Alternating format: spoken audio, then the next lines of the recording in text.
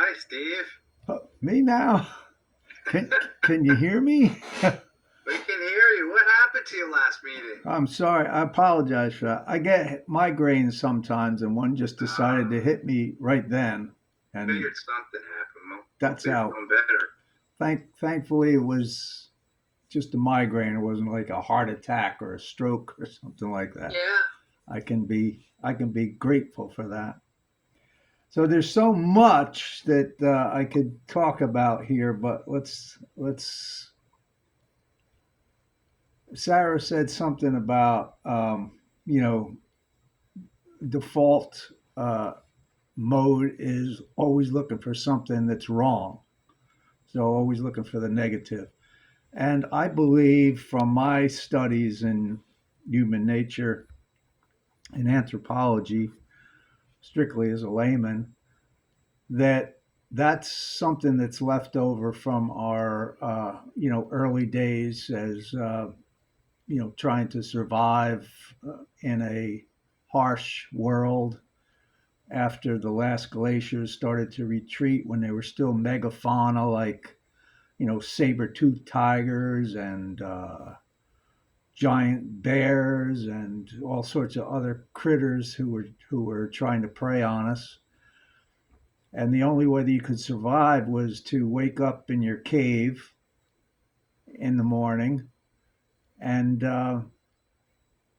start looking around for danger, to make sure that you could go out of your cave and take a leak or go out of your cave and start foraging for berries or something like that. Because if you had one of those la di da, everything's fine, just gonna go out, oh, look at the beautiful sunset, and there's a pack of wolves, dire wolves waiting there, you'd be dead and you wouldn't be passing on your genes and you wouldn't be passing on your DNA. And maybe your entire tribe would be dead too. So for myself, I can still see that whole uh, way of thinking playing out today in modern headlines. The human nature has not changed, because those things. There's a part of our brain, the most primitive part. I think it's called the amygdala, that still has that. That's like the warning bell. It's always scanning our environment for the negative, for the dangerous. And I think it needs to be like that because some of the people that I know that don't seem to have that anymore or seem to have been able to um, turn it off the way a lot of us did when we were drinking. Alcohol seemed to turn that whole thing off. When you jump in a car and you're half in the bag and decide that you can drive better than everybody else on the road, and you have no fear of getting pulled over by the cops, you have no fear of getting in an accident, you have no fear of maybe hurting yourself or even worse, maiming or killing other people. I mean, I did some really crazy shit when I was intoxicated, physical stuff that I got injured with, fell off a waterfall once,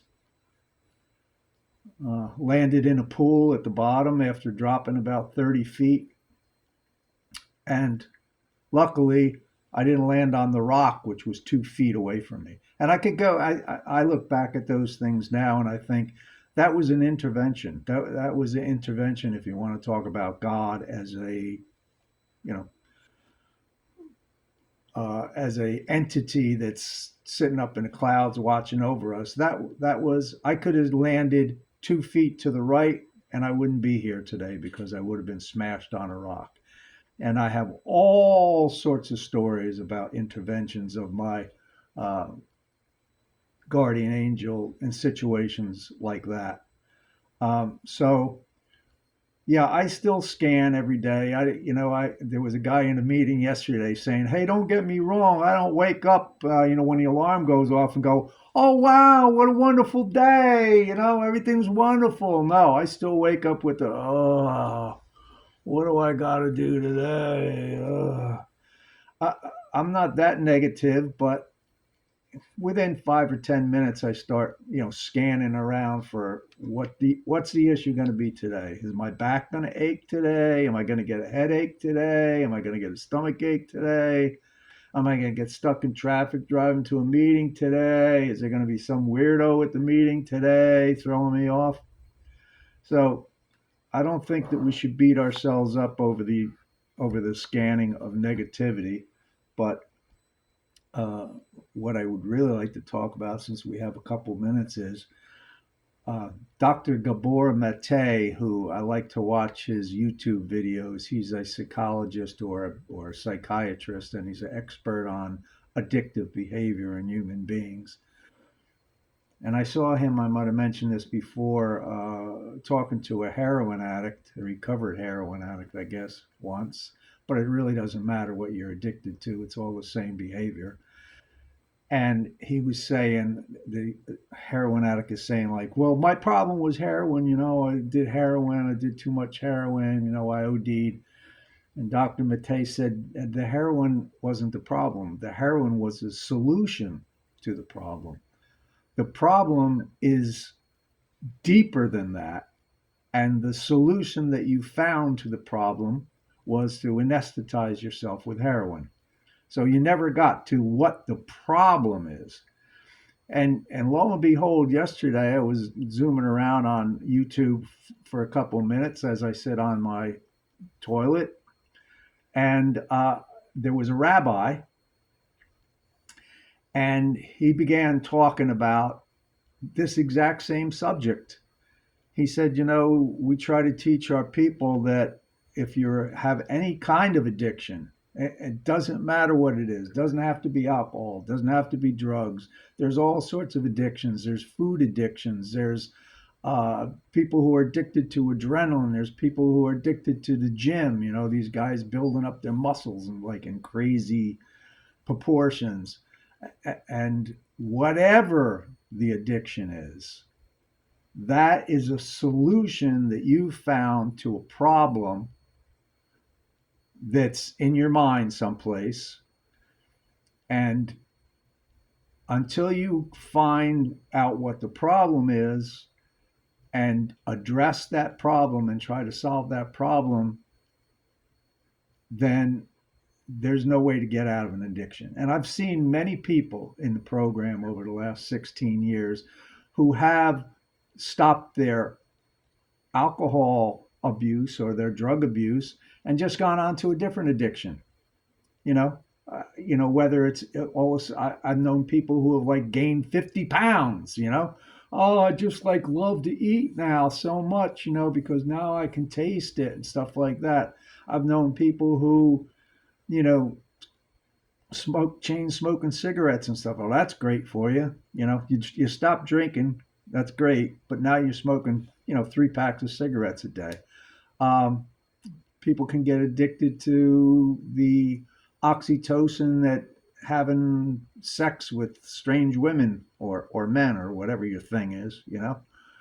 Uh, there's so many addictions that we can get involved with. Gambling's a big one. How many times have you been in a room and the people were saying like, well, I got the alcohol under control, I'm cutting down on my smoking, but I feel sorry for the gambling addicts because it's all over the place now. You can do it on your phone.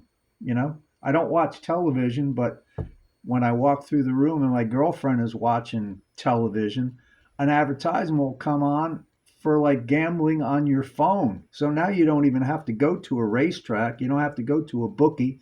You don't have to go to the lottery store. You can just go right on your phone and gamble all your money away. That's an addiction.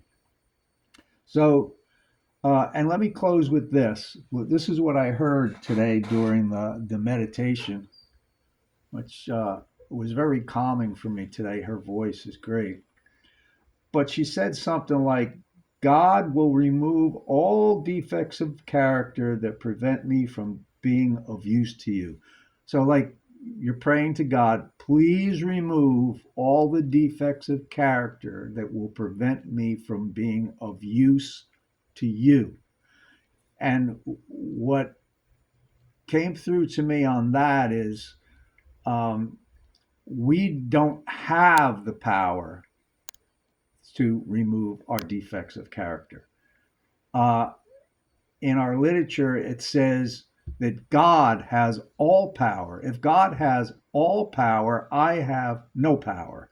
So I don't have the power to remove my defects of character. I used to get very frustrated the first few years that I was in the program because I worked it really hard. I was doing 90 and 90 and then another 90 and 90 and got very and going to a therapist and going to a psychiatrist and reading like five different self-help books at the same time, Eckhart Tolle and everybody else.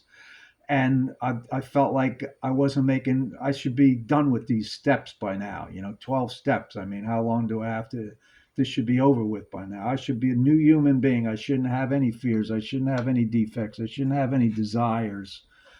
Uh, I shouldn't have any more addictions. And it wasn't happening. And I still had my defects of character. And what I didn't understand is that I could not remove my defects of character. All I could do is be willing and ask God to remove the defects of character. And I also didn't understand that in His time, if it's His choice, if He finds that your defects of character cannot be of use to Him, He will remove your defects of character. Not guaranteed. I've known people who have been in the program for 30, 40 years who still have defects of character. You know, I don't know if they're unaware of it or maybe there's some purpose for their defect of character. So this program is, for me, it's very confusing. It's constantly revealing more as the big book says on page 164. More will constantly be revealed. It's a never ending thing.